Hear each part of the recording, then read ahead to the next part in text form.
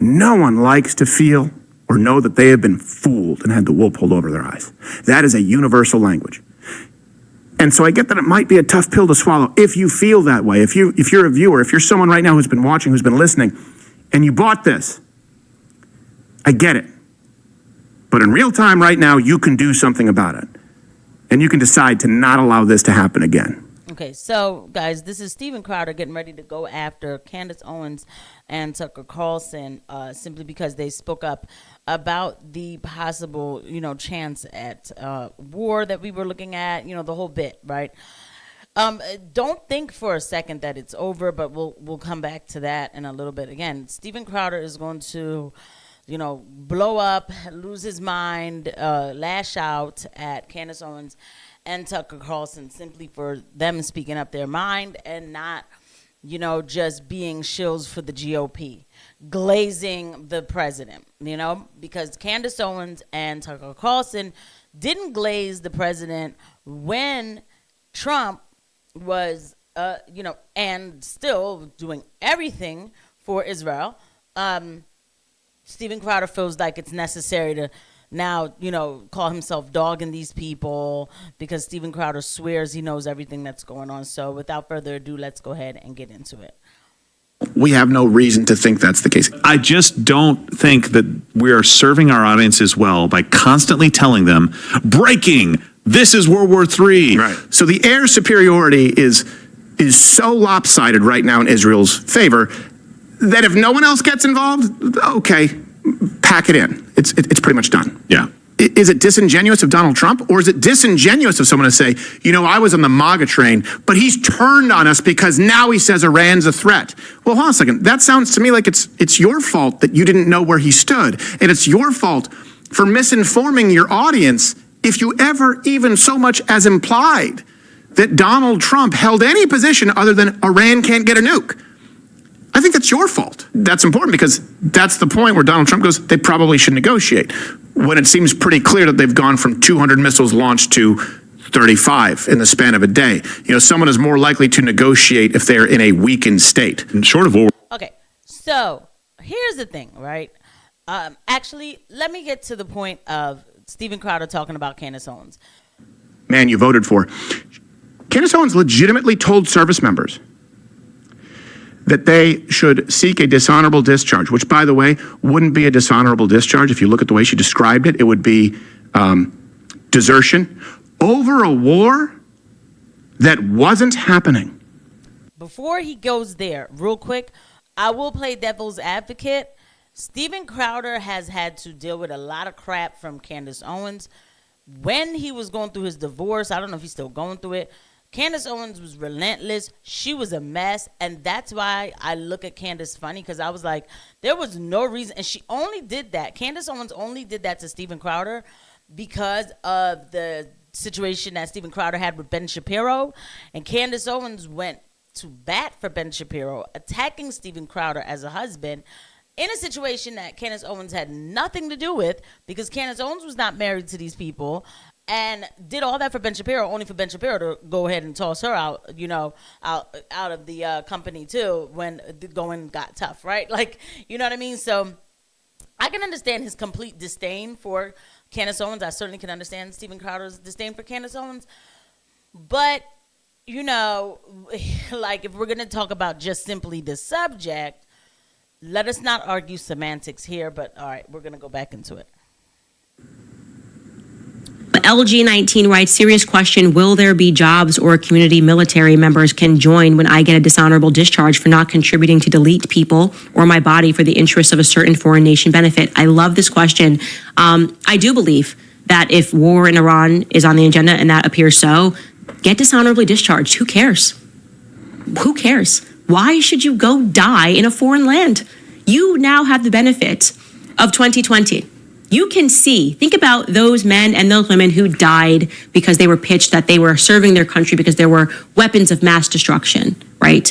They were serving their country because the Taliban, they were serving their country, whatever, and these people gave up their lives. And ask yourselves, for what? Yeah, desert for a war that's not even happening. And here's the thing.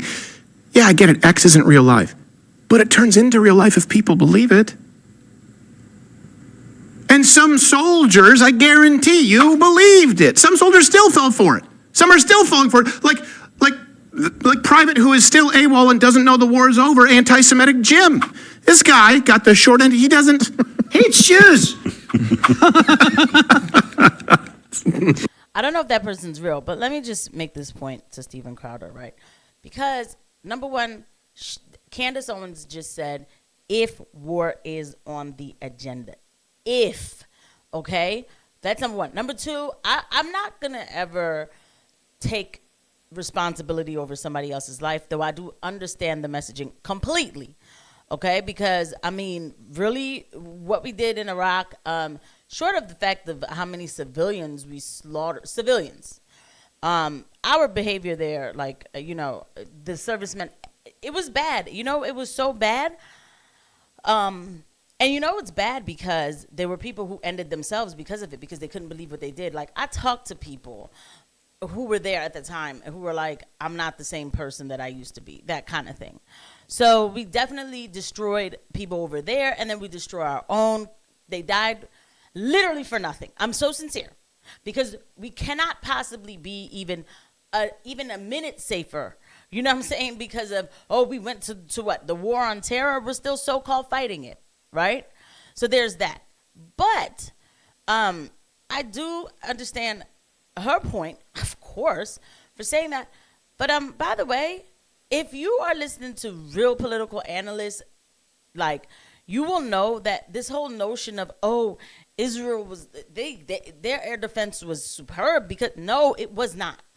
I was literally on a space for 24 hours, like, it was a 12-day space. Okay, I wasn't there the whole, 24 hours times 12 days, but I was on Suleiman Ahmed's space, Suleiman and Khaleesi, and for 12 days, we talked about the Khorramshahr ballistic missiles, the Shajil missiles, things were getting into Tel Aviv, okay? They were, all right? And this ceasefire was to help out Israel. And anybody, don't listen to these people when it comes to geopolitics. And I'll show you, who I go to for geopolitics a little later. But let's go ahead and let him keep on talking, because I think he's going to get to Tucker. I mean, it is baffling to me why people are mad, because they don't want Americans spilling blood in a war for Israel again. Look, in an attic. People make mistakes. If it was all a mistake, just say it. Serve your audience. Serve the country, Candace. Tucker Carlson. He said that President Trump was complicit in an act of war with Israel. He said, politicians purporting to be America first can't now credibly turn around and say they've had nothing to do with it. He also predicted, and told you this, and many of you believe this, that a strike on Iran's nuclear facilities would all but guarantee leading us to the death of thousands of Americans. He said, it's worth pointing out that a strike on the Iranian nuclear sites will almost certainly result in thousands of American deaths at bases throughout, and he was clever enough to use the word almost, throughout the Middle East, and cost the United States tens of billions of dollars. The cost of future acts of terrorism on American soil may be even higher. Those aren't guesses. Those are the Pentagon's own estimates. A bombing campaign against Iran will set off a war, and it will be America's war. Don't let the propagandists lie to you. Don't let the propagandists lie to you.